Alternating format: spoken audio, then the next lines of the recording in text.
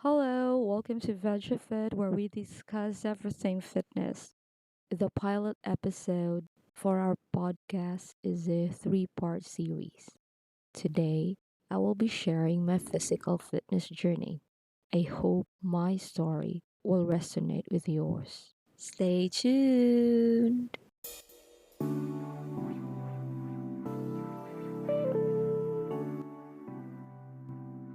For our first episode, we will be talking about physical health because here at VegeFit, we believe that we can never be healthy if our body, our physical vessel, is not working correctly.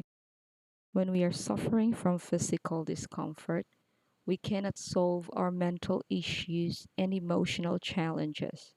We can never jumpstart our spirituality too, because we always try to solve the problem that we see first. We cannot solve all others without solving the basic ones. And because physical problems have symptoms, we will always end up prioritizing it first, creating a blockage to solve all others. Let me share to you my physical fitness journey, which started when I was in my mid 20s. It happened because I started having chest pains, and the culprit was the lack of proper sleep and unhealthy diet. I developed a mild MVP, or mitral valve prolapse, which is a degenerative condition and usually starts at my age. The doctor said that there is no cure for that other than brisk walking to strengthen my heart muscles and avoid eating food that trigger the pain, like coffee, chocolate, and sweets. But at that time, I thought I was active enough. I walked to work for 10 to 15 minutes. I even run most of the time. I thought that was enough. So I never retired from eating chocolates accompanied by chips for my midnight snack because I thought I can never have a peaceful sleep without chips and chocolate. I only limited eating unhealthy food and sleep more whenever it hurts.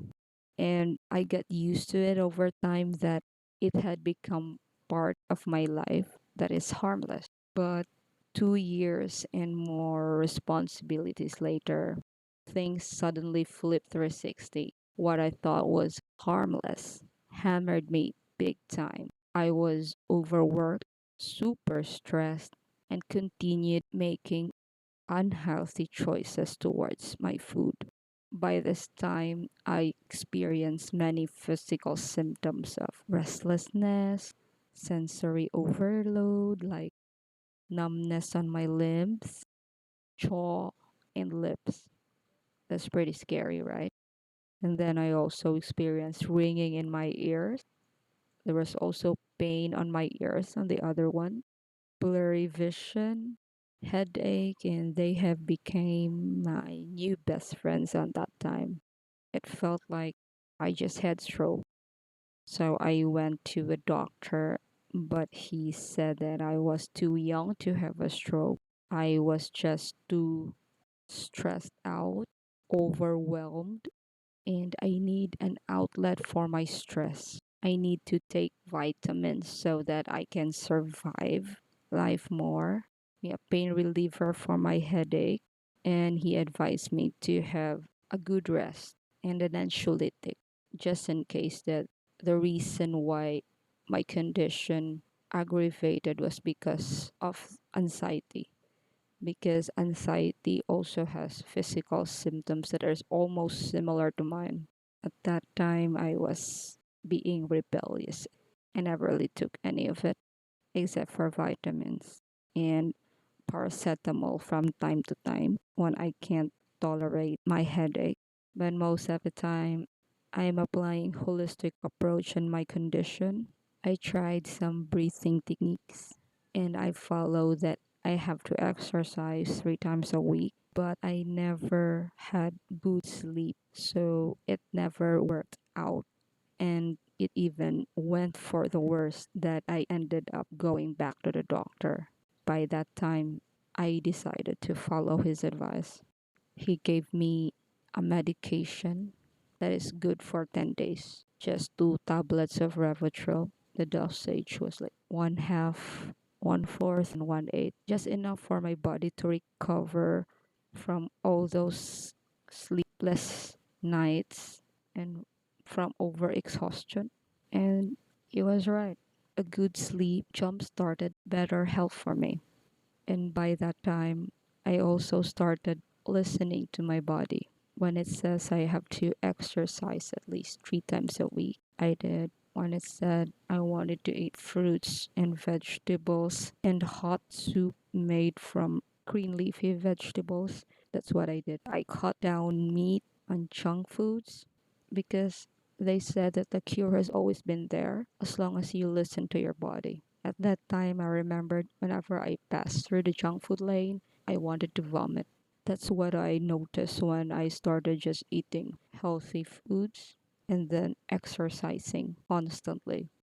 I started to not like anything that is not good for my health. After a month of just eating fruits and vegetables and just drinking green leafy soup and plain water, I finally recovered from my nightmare because at that time I thought my life will be crippled forever. At a very young age, I felt vigor and a new chance. I never felt healthy in my whole existence. It's really true that when you let your body move and you feed it with the right food, part of your problem is lightened up because you're feeding and you're doing good things to your body. It's like a fog in your head was starting to disappear and you can think clearer and you're given an opportunity again to explore your mind because although your physical body is starting to heal, anxiety still creeps in from time to time because it's in the mind. It's on another level. And the mind is our most beautiful ally, but it's also very difficult to tame. And that is something that we will be discussing on our next episode. I hope you learned something valuable today and continue to support VegeFit. Because here at VegeFit, we may not still be fit and still far from being spiritual, but we're working on it every day. Thank you for listening and see you again in our next podcast. Bye. Hello, welcome to VegeFit where we discuss everything fitness. Today's podcast is the second installment of the 3 part pilot episode of VegeFit. Here, I will be sharing my mental and emotional fitness journey. I hope my story will resonate with yours. Stay tuned.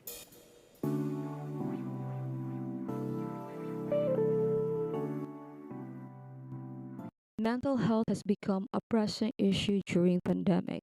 The situation brought so many uncertainties to our lives.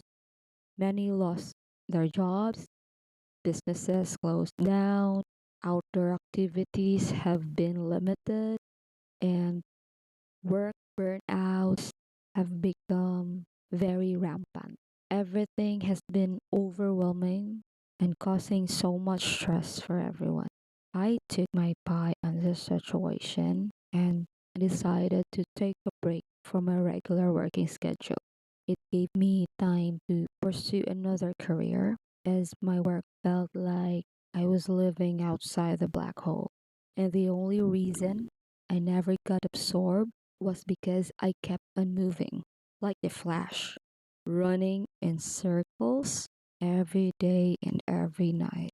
But everyone has a limit because the black hole of negativity was too much. And no matter how much positivity I got from moving, it was only enough to feed the black hole and prevent it from absorbing me completely. That was very exhausting. Exhausting to the point that I couldn't see the future anymore. And all I do was sleep and work like a robot or like a zombie. That's what it feels like. I realized from that experience that the fog might clear when we address our physical issues, but when it comes to mental and emotional damages, they are not that easy to deal with because stress comes and goes. It's part of our daily life.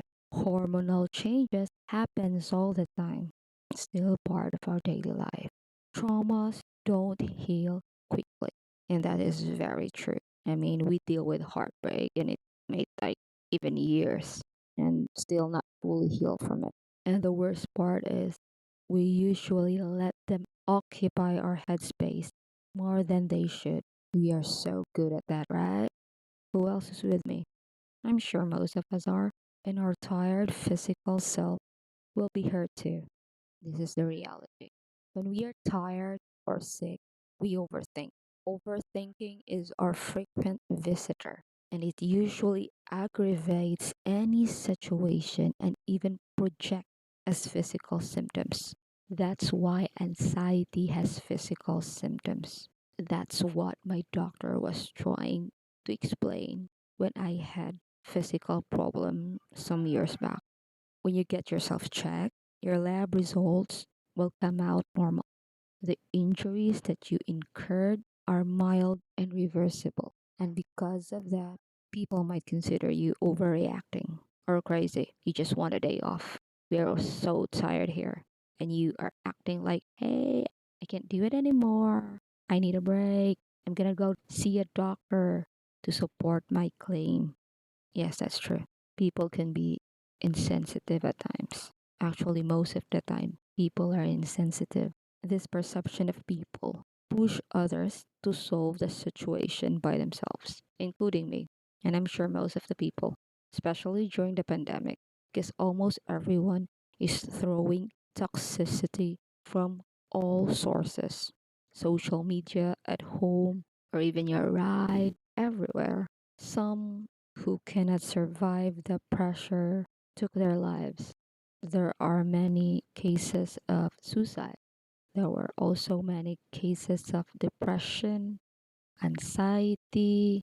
Some even need therapies in order to get better, while some needs to be mentally strong and have to resort to spirituality. Yes, most people go back to basics, pray to God, attend masses, anything to keep you distracted from what's happening, anything that will make you sane. And hopefully, in one of those things you try to do, you'll find a lasting solution for your trouble. And I was one of them. During the pandemic, where there's nothing much I can do because I have to continue working, I relied on self help books, inspirational books, fitness contents on social media. They really made a big difference for me. It helped me focus on something productive. The pandemic may be so hard on us, but we also have a lot of time to think about our life, and it gave us an opportunity to open doors in our heads and in our hearts that we have closed down for so long. Our unhealed self, those insecurities that you've locked down inside your head, those hurts that you locked down inside of your heart, you finally get the time to open up and heal. And when you start doing that, the healing process, forgiving yourself for the things that you could have done but did not, forgiving yourself for being so hard on yourself, so hard on everyone. It can be anything. The healing journey that I've discovered has helped me put healthy boundaries towards other people. Everyone is struggling, but it doesn't mean that it allows other people to hurt you, since all of the people during the pandemic are tired and throwing toxicity with healthy boundaries. You can finally say no. No, I cannot work this way anymore. It's too exhausting. I'm also human. I have my needs. No, because I need to take care of my health too. No, I also have a life, and my life is always not about work. Or when it comes to your dreams, you can say, hey, yeah, the pandemic has stopped us from traveling around the world, but we are given an opportunity to travel inside our heart and our brain and heal. It gave me time to develop healthy habits, to feed my emotions and my mind with helpful stuffs. It helped me achieve the next level of resilience, which is mental and emotional stability. And although I'm not fully blossomed yet, and I might never be because life is a constant learning journey, we are always battling with stress. Life is full of surprises. It always tests us if we still be angry, sad, or anything. But at least I know every day, every minute, every second, I try to be positive and help people along the way. I think that's enough. I mean, we cannot be perfect. We just have to do something that is actually helpful for ourselves and for others. I hope you learned something valuable today and continue to support VegeFit. Because here at VegeFit, we may not still be fit and still far from being spiritual, but we're working on it every day. Thank you for listening and see you again in our next podcast. Bye. Hello, welcome to VegeFit, where we discuss everything fitness. Today's podcast is the last installment of the three-part pilot episode of VegeFit. For this episode, I will be sharing my spiritual fitness journey. I hope my story will resonate with yours. Stay tuned.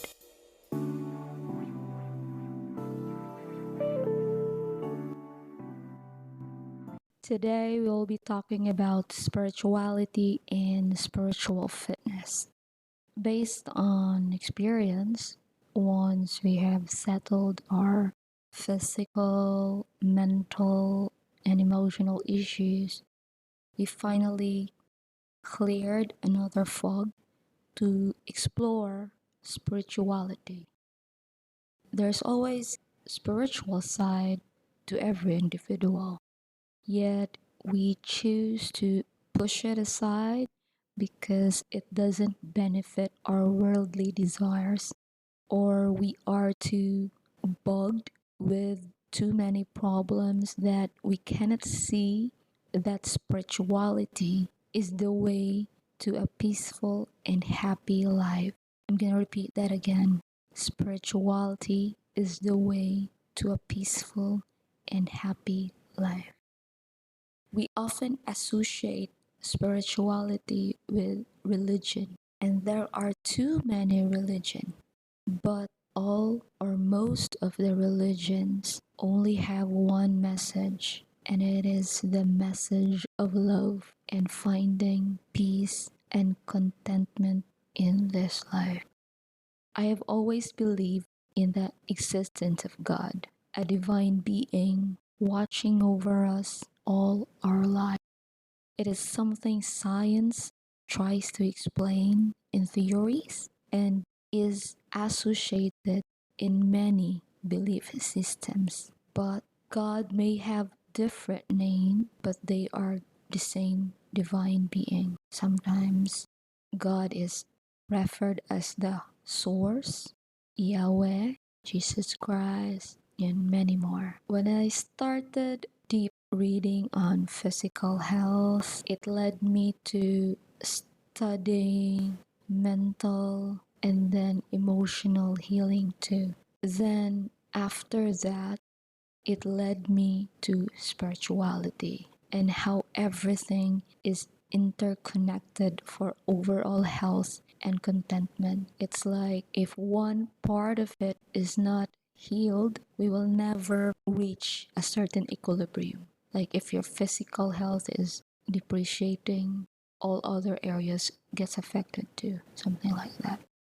I identify myself as a Catholic, and then there was a time that I prayed to my God for protection from my energetically generous self, because I believe on that time that I was too kind, that I'm giving so much of myself at work. I've exhausted myself too much, yet I was underappreciated, or I felt very much abused, that my energy is so drained out. That's what I felt. And instead of kindness is something that we do to make us feel better, kindness at some point became a source of my frustration, because it felt like, should I become bad because the people are not treating me right? I've reached that point where maybe I should stop being kind, because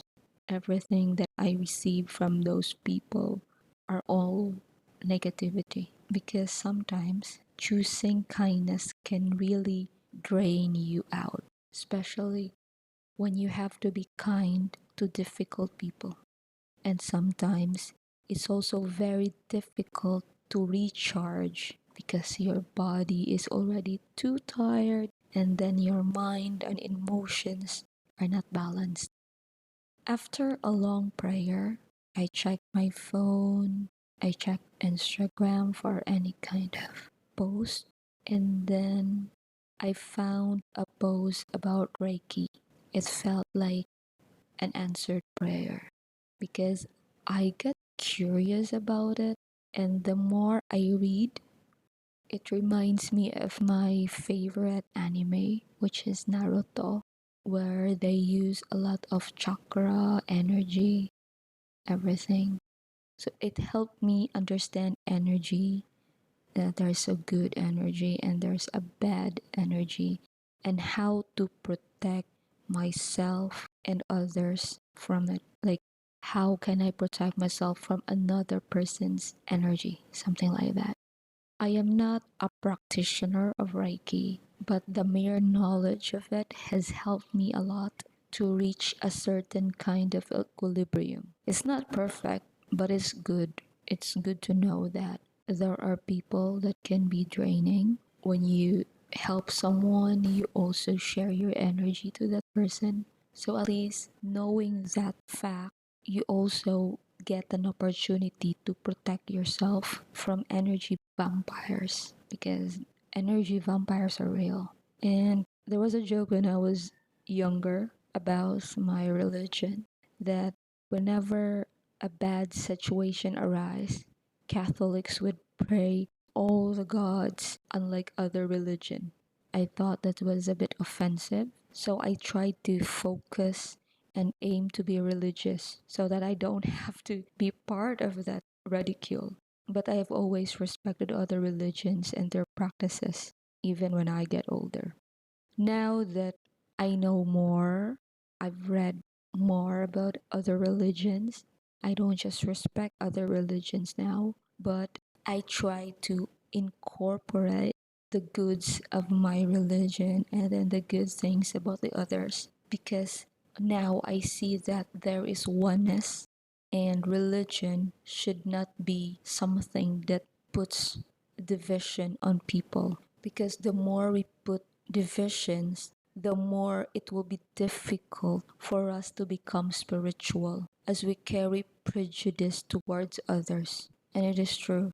I grow up, yeah, there will be a lot of debates towards religion. I even joined it when I was younger. But now I just focus on the unity of all that is good in this world. Religion should teach us to be one and not divided, because there is no division in love. The more I incorporate other practices in my Catholic faith, the better I felt. And I hope everyone will also experience that. I am going to share an example of how I incorporate other practices into my faith. I wanted to reach a meditative state that is referred in Hindu and Buddhist contexts. I tried achieving that through praying. I followed how one Catholic saint did hers.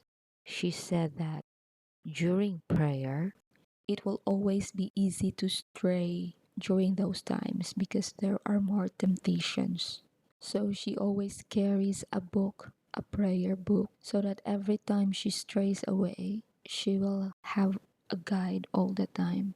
And so she can refocus again. The more you pray, the more the negativity fades in our system, and we will definitely achieve a meditative state after. And I know that other religion focus more on reaching or doing meditation, but not everyone is equally gifted with focus. So I think it's okay to use an aid to reach a peaceful state. So for me as a Catholic, I will pray with my prayer book. I will empty myself through praying and then reach a meditative state. So that is also something that I gain while I am reading about other religions. Because there's always good if you focus on the good, and there's always something you can learn from everyone, and there should be no division when it comes to religion, because the road to spirituality is a life's work, but it's worth it. Temporary comfort is not equivalent to eternal happiness. I hope you learned something valuable today and continue to support VegeFit. Because here at VegeFit, we may not still be fit and still far from being spiritual, but we're working on it every day. Thank you for listening and see you again in our next podcast. Bye.